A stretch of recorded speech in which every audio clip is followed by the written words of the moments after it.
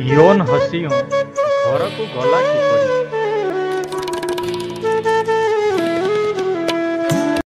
ବହୁ ବର୍ଷ ତଳେ ଚୀନରେ ବୁଦି ନାମକ ଜଣେ ଶାସକ ଶାସନ କରୁଥିଲେ।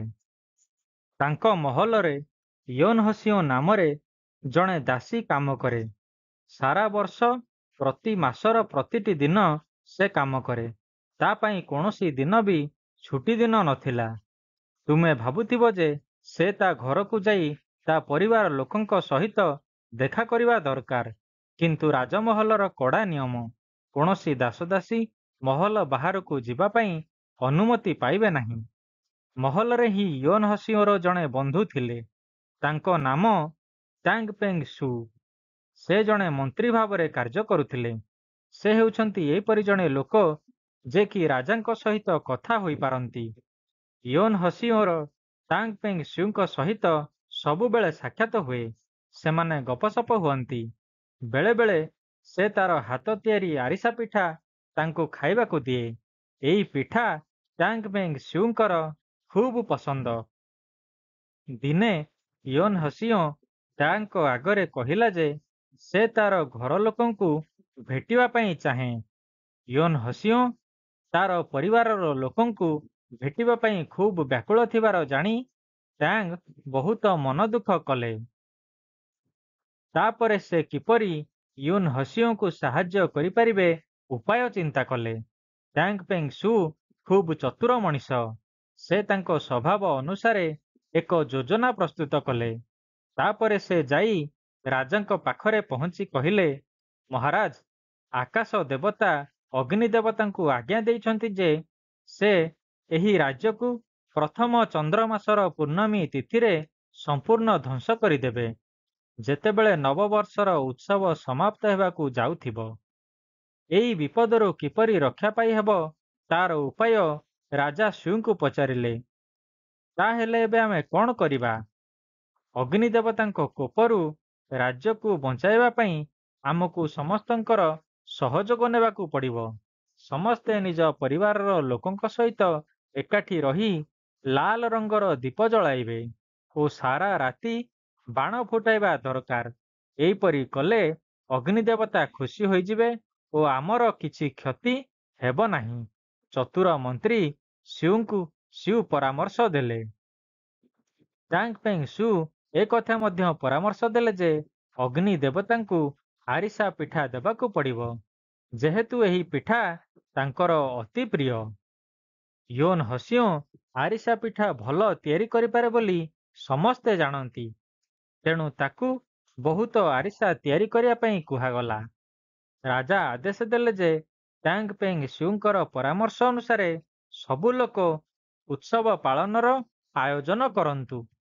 ସାରା ଦେଶରେ ପ୍ରଜାମାନେ ସେଇ ନିର୍ଦ୍ଦିଷ୍ଟ ରାତିରେ ବଡ଼ ଖୁସିରେ ଉତ୍ସବ ପାଳନ କଲେ। ଆରିସା ଖାଇଲେ, ଦୀପ ଜଳାଇଲେ ଓ ବାଣ ଫୁଟାଇଲେ। ଏହିପରି ସହରର କିଛି କ୍ଷତି ହେଲା ନାହିଁ। ଆଉ ଇዮନ୍ ହସିଓଁ ନିଜ ଘରକୁ ଯାଇ ପରିବାର ଲୋକଙ୍କୁ ଭେଟି ପାରିଲା। ରାଜାଙ୍କୁ ଏହି ଉତ୍ସବ ଖୁବ୍ ଭଲ ଲାଗିଲା। ତେଣୁ ସେ ଆଦେଶ ଦେଲେ ପ୍ରତିବର୍ଷ ସେହି ତିଥିରେ ସବୁ ଲୋକ ଲାଲ ଦୀପ ଥିବା ଲଣ୍ଠନ ଟାଙ୍ଗିବେ ଓ ବାଣ ଫୁଟାଇ ଉତ୍ସବ ପାଳନ କରିବେ। ଚୀନ ଦେଶର ଲୋକେ ଚନ୍ଦ୍ର ନବବର୍ଷ ପାଳନ କରନ୍ତି, ଯାହାର କେତୋଟି ଦିନକୁ ସେମାନେ ବସନ୍ତ ଋତୁ ମଧ୍ୟ କୁହନ୍ତି। ନୂଆ ବର୍ଷର 20 ଦିନ ଆଗରୁ ସେମାନେ ଘରଦ୍ୱାର ସଫା କରିବା ଆରମ୍ଭ କରିଦିଅନ୍ତି ଓ ଘରୁ ସବୁ ମଇଳା ଅସନା ଜିନିଷ କାଢ଼ି ଫିଙ୍ଗି ଦିଅନ୍ତି। ତାପରେ ଘରେ ରଙ୍ଗ ଦେଇ ଚୂନ ଲଗାଇ ସୁନ୍ଦର ଭାବରେ ଘର ସଜାଇ ଦିଅନ୍ତି। ଘରର ସବୁ ବାସନକୁସନ ଭଲ ଭାବରେ ସଫା ହୁଏ ଓ ଘରର ସବୁ ଲୋକଙ୍କ ପାଇଁ ନୂଆ ପୋଷାକ କିଣାଯାଏ। ନୂଆ ବର୍ଷର ଗୋଟିଏ ଦିନ ଆଗରୁ ଘରର ସ୍ତ୍ରୀ ଲୋକମାନେ ଘରର ଝାଡ଼ୁ ପୋଛା କାମ ସାରି ଦିଅନ୍ତି, କାରଣ ବିଶ୍ୱାସ କରାଯାଏ ଯେ ସେଇଦିନ ଝାଡ଼ୁ ପୋଛା କଲେ ଘରୁ ସୌଭାଗ୍ୟ ଚାଲିଯିବ। ପର୍ବପର୍ବାଣୀ ସମୟରେ ପିଠାପଣା, ସୁଆଦିଆ ଖାଦ୍ୟର ମହତ୍ଵ ଖୁବ୍ ବେଶୀ।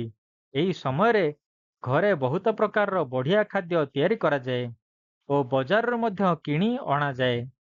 ଲୋକମାନେ ଚାଉଳ ଚୂନାରୁ ଏକ ପ୍ରକାର ଖାଦ୍ୟ ପ୍ରସ୍ତୁତ କରନ୍ତି, ଯାହାକୁ 8 ଟ୍ରେଜର ରାଇସ୍ ବା ଚାଉଳର ଅଷ୍ଟସମ୍ପତ୍ତି କୁହାଯାଏ। ଏହା ଚାଉଳର 8 ପ୍ରକାରର ମାଂସ ମିଶାଇ ପ୍ରସ୍ତୁତ କରାଯାଇଥାଏ।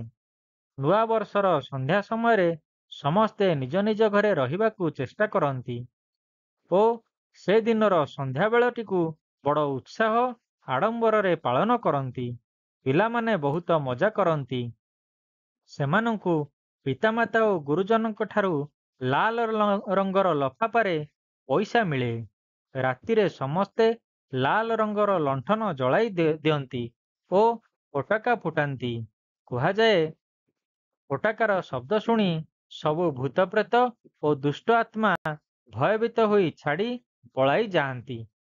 ଏହି ସମୟରେ ଭାରତ ପରି ଚୀନରେ ମଧ୍ୟ ନୂଆ ହିସାବ ଲେଖା ଆରମ୍ଭ କରାଯାଏ। ନୂଆ ବର୍ଷର ପଞ୍ଚଦଶ ତିଥିରେ ଲଣ୍ଠନ ଉତ୍ସବ ପାଳିତ ହୁଏ। ଚୀନବାସୀ ବିଶ୍ୱାସ କରନ୍ତି ଯେ ଏହି ରାତିରେ ପୂର୍ଣ୍ଣଚାନ୍ଦର ଦିବ୍ୟ ରୂପ ଆକାଶରେ ଉଡୁଥିବା ଅବସ୍ଥାରେ ଦେଖାଯାଇ ପାରିବ। ତେଣୁ ସେମାନେ ଲଣ୍ଠନ ସାହାଯ୍ୟରେ ଚନ୍ଦ୍ରଙ୍କୁ ଦେଖନ୍ତି।